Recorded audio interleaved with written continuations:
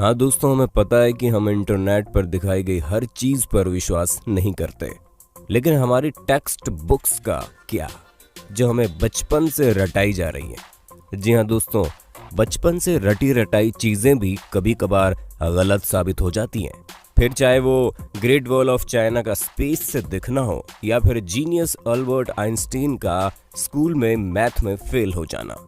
इसलिए दोस्तों दिल थाम कर बैठिए, क्योंकि आज हम आपको उन झूठ के बारे में बताने वाले हैं जिन्हें आप सदियों से सच मानते आ रहे हैं। और अंत में जो सच्चाई हमने आपके सामने रखी है ना, उसे जानकर आप हंसी से लोटपोट हो जाएंगे।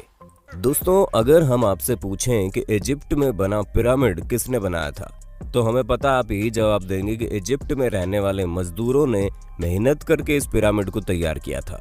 लेकिन हम आपके भ्रम को तोड़ते हुए ये कहना चाहते हैं कि ये बिल्कुल भी सच नहीं है। असल में इस पिरामिड को बनाने वाले ज्यादातर लोग मजदूर थे ही नहीं। जी हाँ, इस पिरामिड को बनाने के लिए एंशिएंट इजिप्ट की अच्छी खासी पॉपुलेशन ने अपना बढ़ चढ़कर योगदान दिया था, जहाँ करीब 85 सालों तक, जिसमें 2589 बीसी से लेकर 2504 बीसी का समय लगा। और इतने समय के अंतराल में इजिप्ट के रहने वाले लोगों ने अपना खून पसीना करके इस पिरामिड को तैयार किया था, ताकि वो अपने नेशनल आइकॉन को खड़ा कर सके। ऐसे में जो लोग इतने बड़े बड़े पत्थरों को नहीं उठा सकते थे, उन्होंने यहाँ पर काम करने वाले लोगों के लिए खाना, रहने और बाकी चीजों की व्यवस्था की। यानी कि हर इंसान ने अपने लेवल का काम किया, जिसमें कुछ लोग सिक्योरिटी के लिए काम करते थे, तो कुछ लोग भारी भरकम पत्थरों को जुटाने के लिए दूर दराज इलाकों में चले जाते थे, ताकि वो अपने नेशनल आइकॉन को खड़ा कर सके। ऐसे में दोस्तों उनकी मेहनत रंग लाई और ये पिरामिड वाकई में दुनिया भर में जाना जाता है। चलिए दोस्तों, अब आपके सबसे फेवरेट माइकल जैक्सन की बात करते हैं, क्योंकि इस बात से कोई इनकार नहीं कर सकता कि माइकल जैक्सन ने पॉप म्यूजिक में एक अलग ही मुकाम हासिल किया था, जहां ये सिंगर के साथ साथ एक बेहतरीन डांसर भी थे और इनके डांस मूव तो वाकई माशाल्लाह थे। ऐसे में उनका मून वॉक करने का जो स्टाइल था वो लोगों में बड़ा फेमस हुआ। पर अफसोस दोस्तों, आपको जानकर हैरानी होगी कि इस मून वॉक को माइकल जैक्सन ने इवेंट नहीं किया था। हालांकि उन्होंने इसे सबसे पहले 1983 में परफॉर्म किया था। पर दोस्तों असल में माइकल जैक्सन ने ये मून वॉक कैस्पर कैंडिडेट और कूली जैक्सन से सीखा था, जिन्होंने 1970 में इसे परफॉर्म कर दिया था।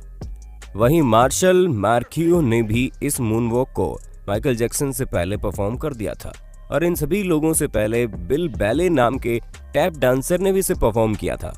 ऐसे में ये बता पाना मुश्किल है कि इस मून वॉक को किसने इन्वेंट किया, लेकिन वो शख्स माइकल जैक्सन तो नहीं है। अब आप एक और सिर घुमा देने वाली बात सुनिए, क्योंकि आप लोगों ने कार्बन डेटिंग का नाम तो सुना ही होगा। अरे नहीं दोस्तों, ये टिंडर में राइट लेफ्ट स्वाइप करने वाली डेटिंग नहीं है, बल्कि एक ऐसा मेथड है जिसके जरिए एटमॉस्फेयर में कार्बन डाइऑक्साइड के चेंज होने पर चीजों की असली उम्र बताई जा सकती है। ऐसे में आर्कियोलॉजिस्ट कार्बन डेटिंग का इस्तेमाल करके ये पता लगाते हैं कि उनके द्वारा खोजी गई चीजें कितनी पुरानी है, और इसी वजह से हम भी आपको जितनी भी चीजों की जानकारी देते हैं उनकी उम्र कार्बन डेटिंग के हिसाब से ही होती है। और विलर्ड लिबी नाम के जिस प्रोफेसर ने कार्बन डेट्स का पता लगाया था, और इस काम के लिए उन्हें नोबेल प्राइज भी मिला था। लेकिन दोस्तों दिल थाम लीजिए, क्योंकि हम आपको बता दें कि कार्बन डेटिंग के जरिए चीजों की असली उम्र पता लगाना बहुत मुश्किल है। और ऐसा इसलिए क्योंकि हर जगह का एटमॉस्फेयर अलग अलग तरीके से चेंज होता है। हालांकि कुछ हद तक चीजें सही जा सकती है, लेकिन अब आप खुद सोचिए कि दो प्लांट हो, जिनमें से एक अमेरिका में हो और एक ग्रीनलैंड में, तो जाहिर सी बात है कि टेम्परेचर इफेक्ट की वजह से दोनों की ग्रोथ में काफी डिफरेंस आएगा। इसी तरह से कार्बन डेटिंग का भी हिसाब किताब है। अब चलिए दोस्तों, आपको एक और मिथ बस्टर स्टोरी सुनाते हैं, जो किसी और की नहीं बल्कि लॉक नेस मॉन्स्टर की फेक फोटो स्टोरी है।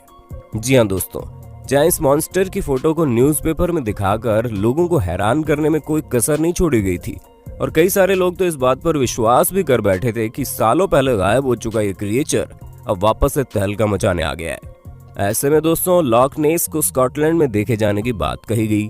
इस तस्वीर को सबसे पहले रॉबर्ट केनेथ विल्सन ने 1934 में लोगों के सामने रखा, और करीब 60 सालों तक इनकी ली गई इस तस्वीर को सच्चा समझा जा रहा था। लेकिन वो कहते हैं ना कि झूठ के दिन 4, सच चले 1000 साल। हाँ दोस्तों, हमें पता है हमारी बनाई गई कहावत उतनी अच्छी नहीं है, लेकिन इस जगह पर बिल्कुल फिट बैठती है। क्योंकि 1994 में ये बात लोगों के सामने आ गई कि लॉक नेस मॉन्स्टर का जो शेप उस तस्वीर में था वो कुछ और नहीं बल्कि एक टॉय सबमरीन थी, जिसे पानी में इस तरह डाला गया था कि वो उस क्रिएचर की तरह दिखाई दे। और ऐसा मर्म्यूडेक नाम के जर्नलिस्ट ने किया था ताकि वो अपने न्यूज़पेपर से बदला ले सके, क्योंकि उनके न्यूज़पेपर ने लॉक नेस मॉन्स्टर के बारे में छापने की वजह से उन्हें बातें सुना दी थी। और इसी वजह से उन्होंने इतनी बड़ी कहानी रची जिसके चंगुल में दुनिया करीब 60 सालों तक थी। दोस्तों, जब आप दुनिया के अजूबों के बारे में सोचते होंगे तो आपके दिमाग में सबसे पहले क्या आता होगा? माचू पिच्चू, ताजमहल या ग्रेट वॉल ऑफ चाइना? लेकिन बाकी सबका तो ठीक है, लेकिन ग्रेट वॉल ऑफ चाइना के बारे में हम आपको बता दें कि इतना भी ग्रेट नहीं है कि स्पेस से दिखने लग जाए। जी हाँ दोस्तों, क्योंकि सच्चाई तो ये है कि ये इतना बड़ा भी नहीं है कि इसे हमारे एटमॉस्फेयर के बाहर किसी भी जगह से देखा जा सके, फिर चाहे वो मून ही क्यों ना हो जो हमारे सबसे करीब है। और ये हम अपने मन से नहीं कह रहे, बल्कि खुद नासा ने इस बात को साबित किया है।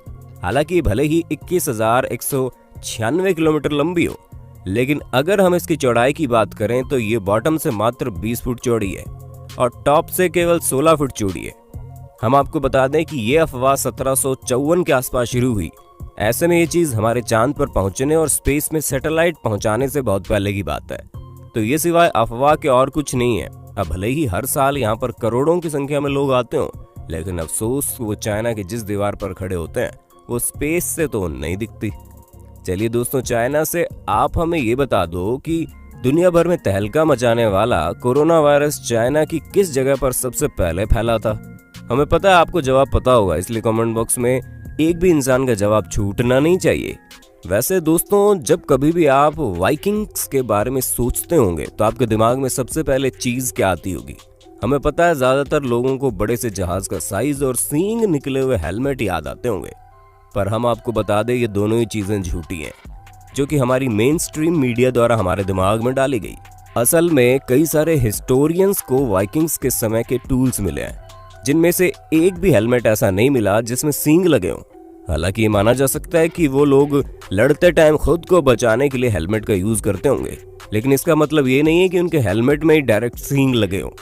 दोस्तों, ये जो अफवाह है ये तब से फैलनी शुरू हुई जब गुस्ताव मालस्ट्रोम नाम के आर्टिस्ट ने अपने आर्ट में वाइकिंग्स के हेलमेट में सींग लगा दिए, और तभी से लोग ये समझने लगे कि उनके हेलमेट में सींग होते थे, जबकि ऐसा कुछ भी नहीं है। तो दोस्तों, हमें पूरी उम्मीद है आपको अपने होस्ट और दोस्त सैम की वीडियो में मजा आ रहा होगा। अगर हाँ तो साथ ही वीडियो को लाइक करते चलिए ताकि हम फ्यूचर में भी इसी तरह की इंटरेस्टिंग वीडियोस लाते रहें। दोस्तों, अब हम आपके दिमाग की सबसे बड़ी उपज को दूर करते हैं, क्योंकि कई सारे लोगों को ये सिखाया जाता है कि अल्बर्ट आइंस्टीन जो कि इतने बड़े जीनियस थे, वो हाई स्कूल में बेसिक मैथ की वजह से फेल हो गए थे। तो दोस्तों, ये बिल्कुल गलत है। जी हाँ, ऐसा कुछ भी नहीं है, बल्कि आइंस्टीन तो उल्टा मैथ के जीनियस थे। जहां मात्र 15 साल की उम्र में उन्होंने मैथ में अपनी बहुत अच्छी पकड़ बना ली थी।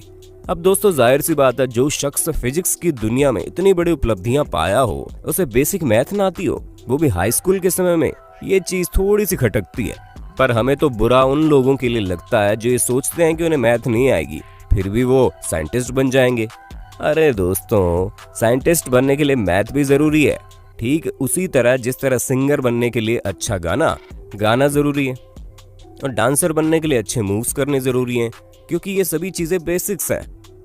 दोस्तों, हमें पता है आपको इस बारे में कुछ भी पता नहीं होगा, लेकिन हम आपको बता दें कि 19वीं सदी के मध्य में अमेरिका में एक बहुत बड़ी अफवाह चली थी, जहां पर सिगरेट बेचने वाली कंपनियां एडवर्टीजमेंट में कहती थीं कि सिगरेट सेहत के लिए अच्छी होती है। जी हाँ दोस्तों, हैरान मत होइए, एक्चुअल में ऐसा होता था क्योंकि कुछ कंपनियां ये तक कहती थी कि डेंटिस्ट खुद लोगों को सिगरेट पीने की सलाह देते हैं और ये सेहत के लिए बहुत अच्छी होती हैं, जिससे टेंशन वगैरह भी कम होता है। और इस तरह के कई सारे एड कैंपेन उस समय चल रहे थे, जिसकी वजह से अमेरिका के करीब 45% लोग सिगरेट की लत लगा चुके थे। हालांकि अभी भी अमेरिका में सिगरेट पीने वालों की कोई कमी नहीं है, लेकिन उस समय पूरे 45% लोग सिगरेट पीते थे, यानी कि करीब 7 करोड़ लोग तो केवल सिगरेट ही पिया करते थे। वो तो बाद में पता चला कि ये सेहत के लिए हानिकारक है, जिससे भगवान आपको अपने पास जल्दी बुला लेते हैं, और इसी वजह से लोगों ने मरने के डर के कारण सिगरेट को टाटा बाय बाय कहना जरूरी समझा। पर शायद अभी भी कुछ लोग इस बात को नहीं समझते हैं। दोस्तों आज के लिए बस इतना ही। उम्मीद है आपको हमारी वीडियो पसंद आई होगी। अगर हाँ तो इस वीडियो के बारे में हमें कमेंट करके जरूर बताना और ऐसे इंटरेस्टिंग वीडियोस लगातार देखने के लिए हमारे चैनल को लाइक शेयर और सब्सक्राइब करना बिल्कुल ना भूलें। धन्यवाद।